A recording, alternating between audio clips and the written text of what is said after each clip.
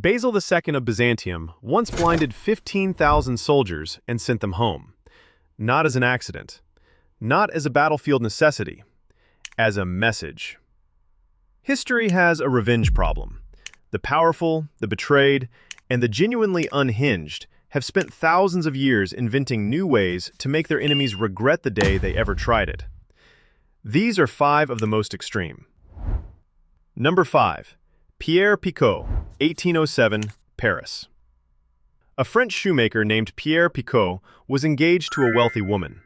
3 jealous friends, envious of his good fortune, falsely denounced him to the authorities as a spy. Picaud was arrested and thrown into a fortress prison for 7 years. 7 years. While he rotted in a cell, one of his accusers married the woman he loved. In prison, Picaud befriended a dying Italian priest who left him a fortune in hidden treasure. When Picaud finally walked out of that prison, he was rich, patient, and furious. Over the next decade, he systematically destroyed each man who had ruined his life. One he poisoned. One he drove to madness. One he stabbed. He spent years on this. It was methodical, cold, and total. You may recognize the shape of this story. Alexander Dumas heard about Picaud and turned it into the Count of Monte Cristo. The novel is fiction. The revenge was real. Number 4. Tomyris, Queen of the Massagetee, 530 BCE, Central Asia.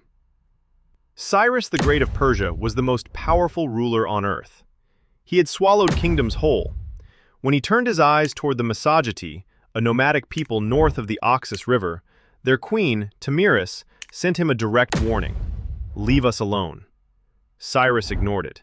He crossed the river with his army, used a wine and feasting trap to capture Tomyris' son, and watched the young man die in captivity. Tomyris sent a second message: meet me in battle. Let us settle this properly. They met. The battle lasted most of a day, described by Herodotus as the most violent clash between non-Greek armies he had ever recorded. The Persians lost.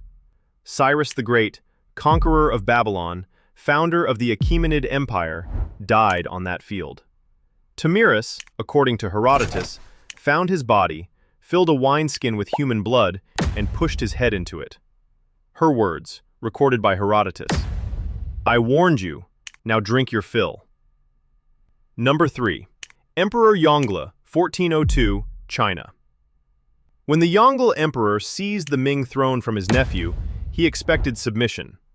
What he got instead was a scholar named Fang Xiaoru who refused to write the proclamation legitimizing the coup. Fang stood in the imperial court and told the new emperor, to his face, that he was a usurper. Yongle threatened to execute Fang's entire family to the 9th degree of kinship. 9 degrees covers hundreds of people.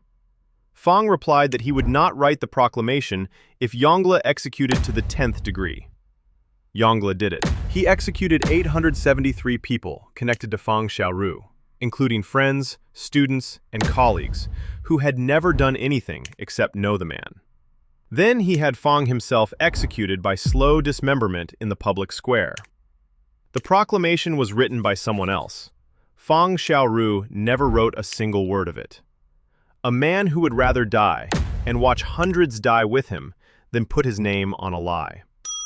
The Ming dynasty recorded the story themselves. They couldn't stop telling it. Number 2. Pope Stephen VI, 897 CE, Rome. 9 months after Pope Formosus died, his successor Pope Stephen VI had him dug up. The corpse was dressed in papal robes, propped in a chair, and put on trial. This is called the Cadaver Synod, and it actually happened. Stephen VI screamed accusations at the rotting body. A deacon was appointed to speak in the dead pope's defense. The corpse was found guilty. 3 fingers were cut from the right hand, the hand that had given papal blessings. The body was then thrown into the Tiber River. The charges were political. Formosus had allegedly crowned the wrong Holy Roman Emperor. Stephen VI was trying to reverse that coronation retroactively by invalidating the man who performed it. The Roman public watched a pope put a corpse on trial and decided they had seen enough. Stephen VI was arrested, stripped of his vestments, and strangled in prison within the year. Formosus's body was pulled from the Tiber by monks, quietly reburied, and later fully rehabilitated by the next pope. 2 popes, 1 corpse, and a trial that changed nothing except who got strangled. Number 1. Basil II, Emperor of Byzantium, 1014 CE, Bulgaria. The Bulgarian Tsar Samuel had been fighting Byzantium for decades. He had humiliated the empire repeatedly, winning battles that should have been impossible, killing emperors in mountain passes. Basil II had spent 30 years trying to stop him. In 1014, at the Battle of Clydian, Basil finally caught Samuel's army in a narrow pass. He captured approximately 15,000 Bulgarian soldiers. Then he made a decision that historians still argue about. He blinded them. All 15,000. Every 100th man was left with one eye, so he could lead the others home. When Samuel saw his army return, a column of blind men being led by the half-blind, he collapsed. 2 days later, he was dead. Modern historians believe it was a stroke brought on by the shock. Basil II went on to rule for another 17 years. He never lost a major battle again. He became Basil Bulgar-Slayer, the Bulgar-Slayer. The revenge was not impulsive. It was engineered for maximum psychological impact. Basil had 30 years of humiliation to repay, and he repaid it in a single afternoon. From a shoemaker in Paris to an emperor in Constantinople, the same thread runs through all 5. Revenge taken at scale, with patience, tends to outlast the person who ordered it. The stories survive because they answer something we all understand: the unbearable weight of an injustice left unanswered. Power fades. The record of what it cost someone stays.